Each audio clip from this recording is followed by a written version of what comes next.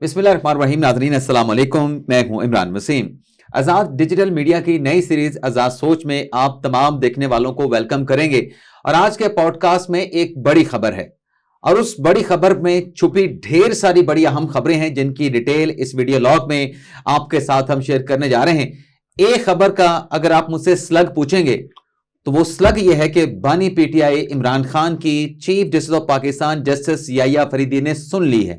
اب کیا سنی گئی ہے؟ بانی پی ٹی آئی کی جانب سے ایک خط لکھا گیا تھا, اس خط پر یحییٰ فریدی نے کیا آرڈر کیا ہے, اور پھر آج دو خطوط اور بھی ہیں. عمران خان صاحب کا خط تو ہے لیکن اس کے ساتھ ساتھ دو خطوط اور بھی ہیں. وہ دو خطوط کا کیا معاملہ ہے, باقی کیا ڈیٹیلز ہیں, آپ ناظرین کے ساتھ اس پوڈ کاسٹ میں شیئر کریں گے. اور آج کے پروگرام میں ہمارے ساتھ موجود ہیں سینئر صحافی جناب حسنات ملک صاحب.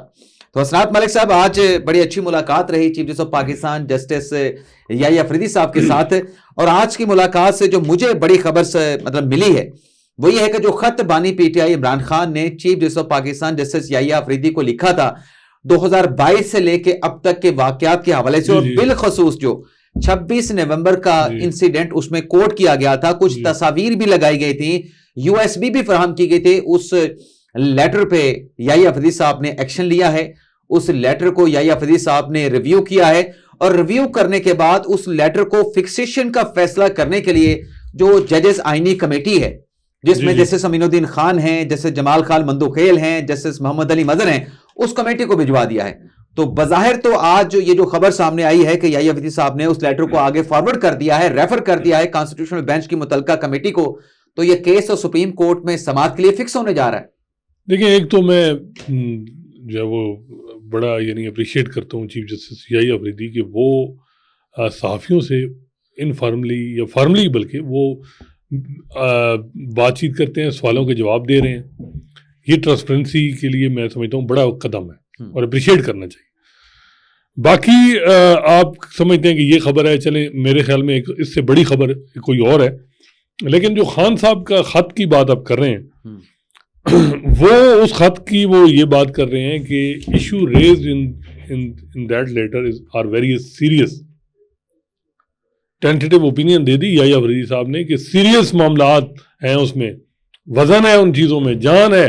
یہ نہیں کہا انہوں نے, مطلب جان آپ نے ڈال دی, چلیں ٹھیک ہے, سیریس ہے, تو مطلب ایسے نہیں ہے کہ ایویں ہی ہے. لیکن یہی خط آپ کو یاد ہے کہ انہوں نے امین الدین خان صاحب کو بھی لکھا تھا.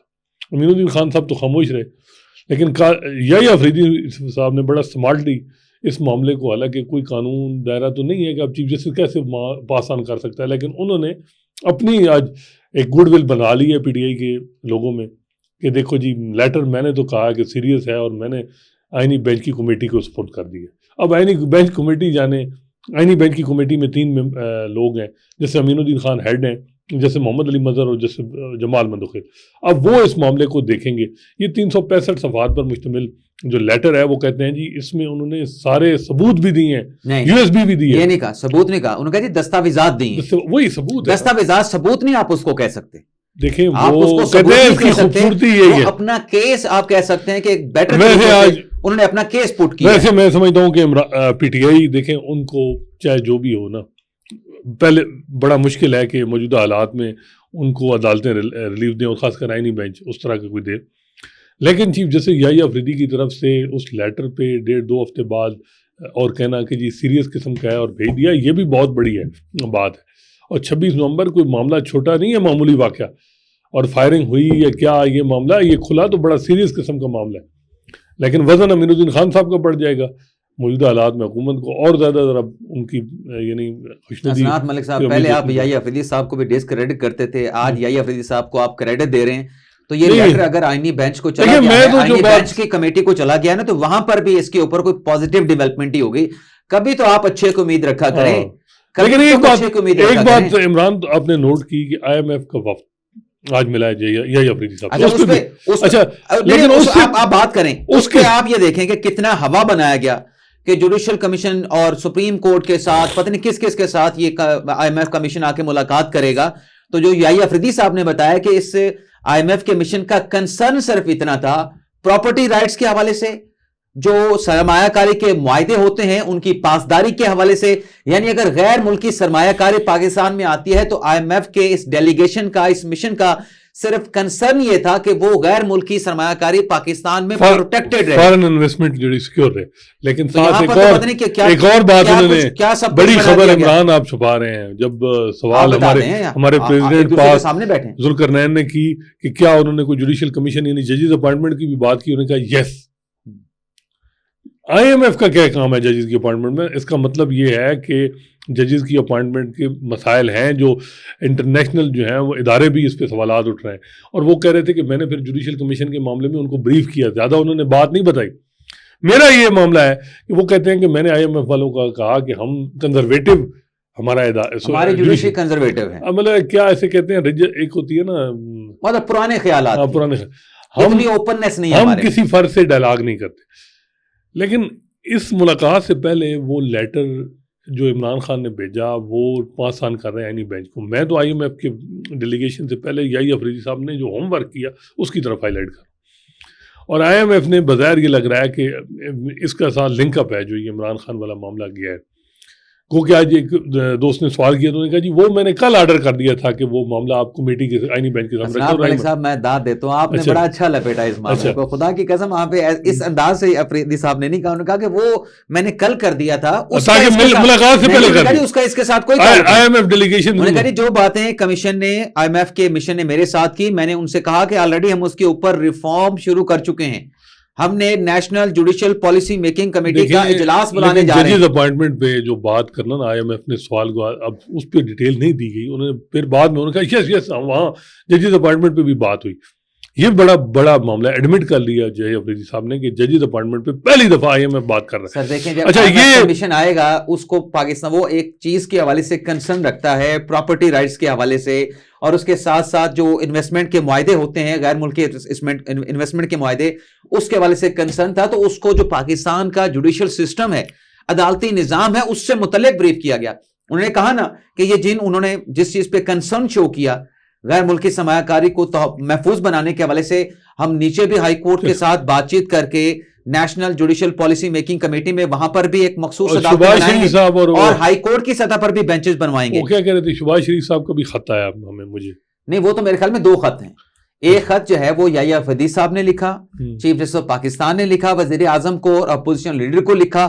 لیکن اس سے پہلے خط جو ہے وہ وزیر اعظم کا آیا چیف جسٹس کے پاس. وہ کیا خط تھا؟ اس خط میں پوچھا گیا کہ آپ کو ہم سے کیا چاہیے جو آپ national judicial policy making committee میں ریفارم آپ جو لانا چاہ رہے ہیں, جو ریفارم کا آپ کا ایجنڈا ہے, اس میں آپ ایگزیکٹو سے کیا چاہ رہے ہیں آپ ہمیں بتا دیں تاکہ ہم اس کے اوپر اپنی آپ کے پاس, یعنی ہمیں نہ چھیڑیں, عمران خان کو اندر ہی رکھیں. اور یہ بات کہاں سے آگئی, 27 لاکھ روپے پینشن کدھر کی بات آپ کدھر ملا رہے ہیں؟ اگر جوڈیشل ریفارم ہونے جا رہی ہیں تو جوڈیشل ریفارم کا جو متعلقہ فورم ہے وہ national judicial policy making committee ہے, جس میں چیف جسٹس بیٹھتا ہے, 5 ہائی کورٹ کے چیف جسٹس صاحبان بیٹھتے ہیں, آئی جیز بیٹھتے ہیں, اور بڑے متعلقہ جو سٹیک ہولڈر ہوتے ہیں وہ بیٹھتے ہیں. وہ بیٹھ کے دیکھتے ہیں کہ جوڈیشل سسٹم کو بہتر کرنے کے لیے کیا ہم ریفارم لا سکتے ہیں, کیا ہم اس میں پالیسی ڈیسیژن لے سکتے ہیں. اچھا, دوسرا عمران جو سب سے اہم بات ہے کہ یحییٰ افریدی صاحب نے ایک تو سمارٹلی کام کیا نا کہ چلیں گے لیٹر والا معاملہ پی ٹی آئی والے خوش پایا, یحییٰ افریدی صاحب نے یہ بات کر کے معاملہ پہ پاس آن کر دیا. دوسرا آج انہوں نے ججز کی اپوائنٹمنٹ کا معاملہ ہے, جی ہاں, ایگزیکٹو کا جو اثر انفلوئنس ہے, ججز کی تعیناتی, حسنات ملک صاحب, ججز کی تعیناتی اور سینیورٹی کے معاملے پر تو میرے خیال میں انہوں نے آپ کو مطمئن کر دیا ہوگا یحییٰ افریدی صاحب.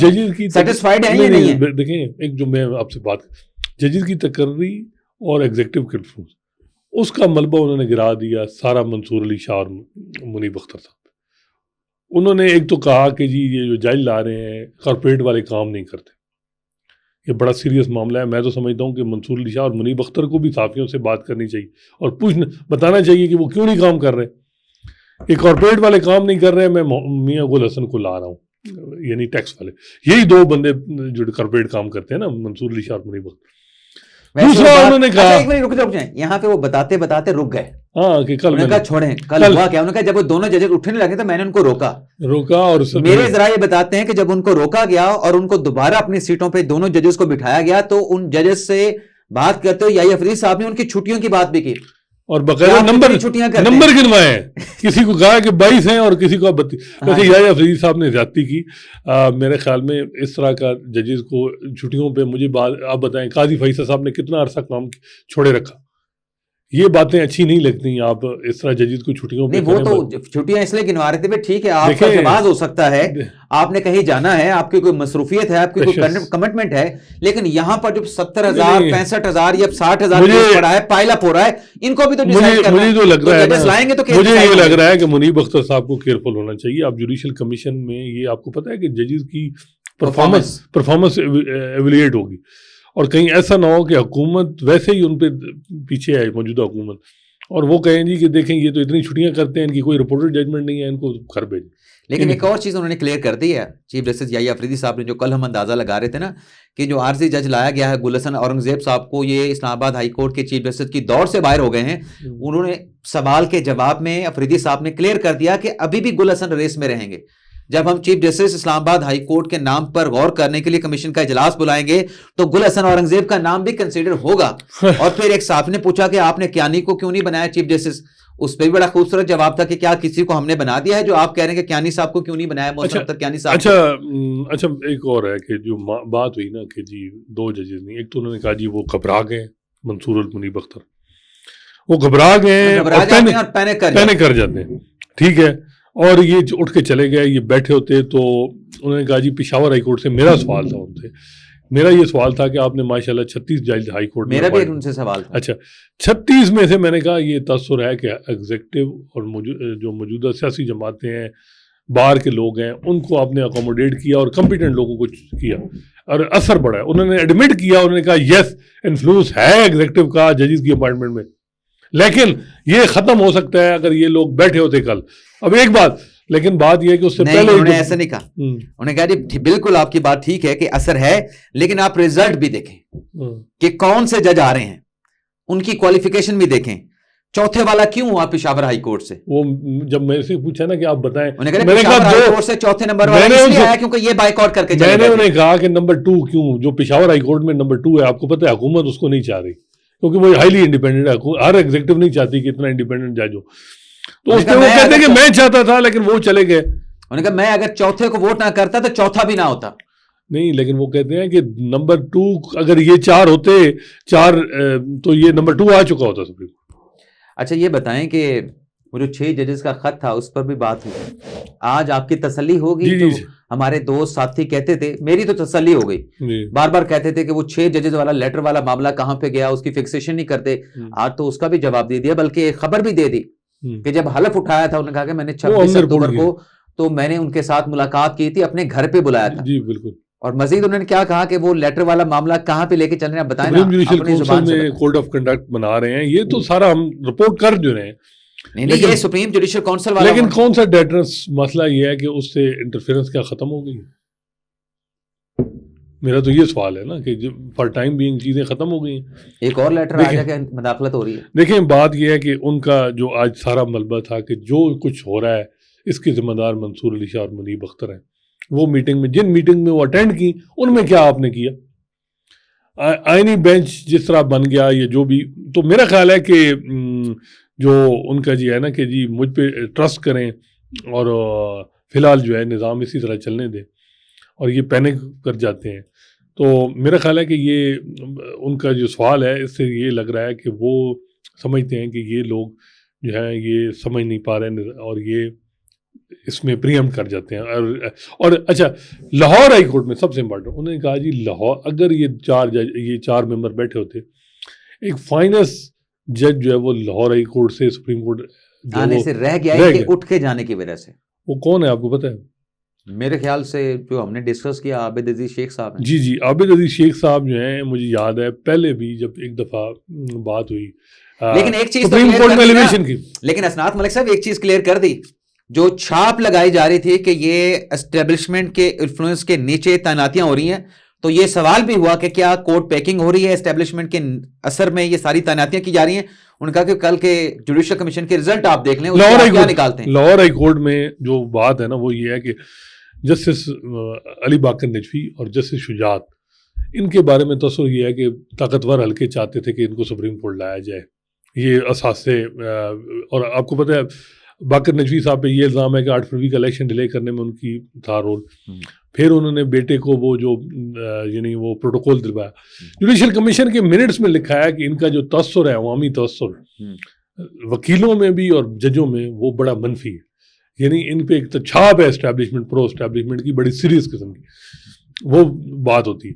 تو اب یہ ہے کہ وہ اس منٹس پہ ججوں نے سٹینڈ لیا اور وہ کہتے ہیں کہ ہم نے نہیں مانا ان کو, وہ نہیں آ سکے 2 جج. اور اگر یہ بیٹھے ہوتے منصور علی شاہ اور منیب اختر اور پی ٹی آئی کے 2 تو ہم ایک فائنل جج لے آتے. وہ کون ہے آپ کو پتہ ہے؟ وہ عابد عزیز شیخ. اور عابد عزیز شیخ صاحب کے بارے میں پہلے بھی وہ یحییٰ افریدی صاحب چاہ رہے تھے کہ وہ آئیں, اور وہ بتایا جاتا ہے کہ وہ منصور علی شاہ صاحب کے قریب تھے. تو یہ ان کا تھا کہ اگر وہ ہوتے تو ان کو وہ آ جاتے. چلیں اسناد ملک صاحب, آج بہت ساری خبریں ہم نے ڈسکس کر لیں. چیف صاحب کے ساتھ آپ کی اور ہماری بڑی ایکسکلوسیو قسم کی ملاقات ہوئی, ہمارے صحافیوں کی, ہمارے سپریم کورٹ کے رپورٹرز کی. اور یہ سلسلہ میرے خیال سے اب جاری و ساری رہے گا کہ چیف جسٹس یحییٰ افریدی صاحب جو ہیں وہ اپنے کورٹ کے جو رپورٹر ہیں ان کے ساتھ ملاقات کر کے چیزوں کے حوالے سے اپڈیٹ یا جو کلیئرٹی ہے وہ کلیئرٹی جو ہے وہ دیتے رہیں گے. اجازت چاہتے ہیں, اللہ حافظ.